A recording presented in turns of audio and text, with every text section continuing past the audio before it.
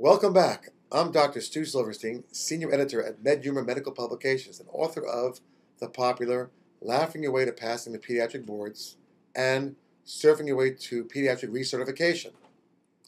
This is the third part in our Got MOC series, which takes you through the Maintenance of Certification process, or the MOC process. If this is your first time viewing this series, click on the link to go back to the first video.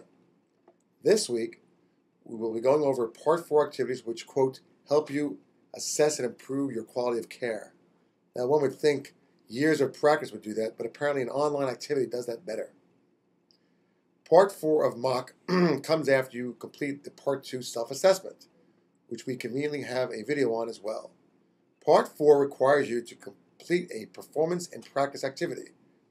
To assist you in meeting this requirement, the American Board of Pediatrics has developed a performance and improvement module, or PIMS.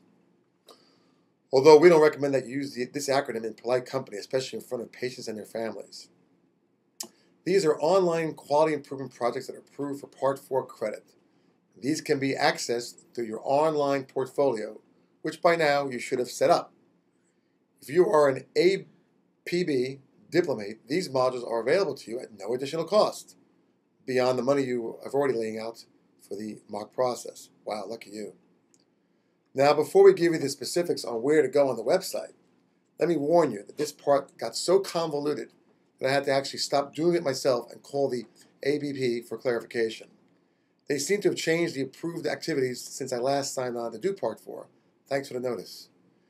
Now I can see why various academy chapters are up in arms about the whole process. Apparently, the American Board of Pediatrics Part 4 PIM modules all require you to provide chart data about real patients, a pretty drawn-out, labor-intensive process. Now, the people who actually have the time to do something like this don't have actual patients to enter data about. The one activity that we found that seems to not require actual patient data input is the patient safety module, which is sponsored by an outside vendor. That's the good news. The bad news is you'll be out another $55 for doing this module. However, time, especially pediatricians' time, is money. Also, completion of this module satisfies the patient safety CME requirement that many states mandate for renewal of licensure. I guess we can categorize that as good news. First, you sign into the ABP profile, and you'll be taken to a screen that looks like this. Then you click Maintenance of Certification, which directs you to this screen. Then click Parts 2 and 4 Activity Search. Select Search Part 4, and then click Search for Approved Activities.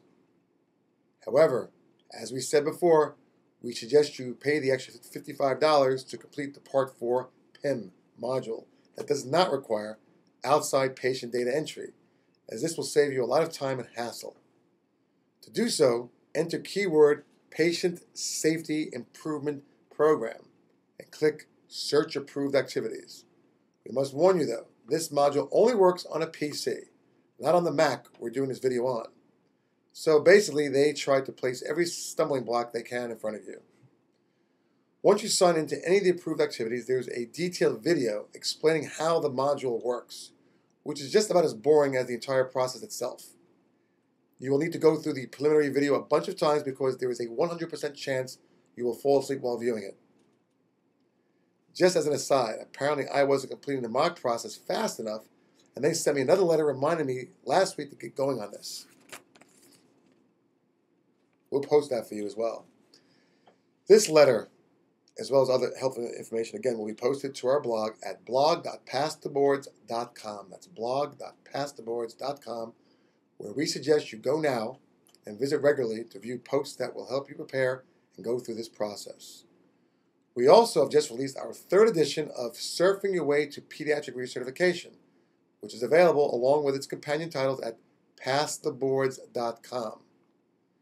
If you find these videos helpful, we invite you to subscribe and share the video with colleagues who may benefit from it. We also look at the comment section, so please leave feedback as you see fit. We look forward to seeing you next week with another video to help you with this process.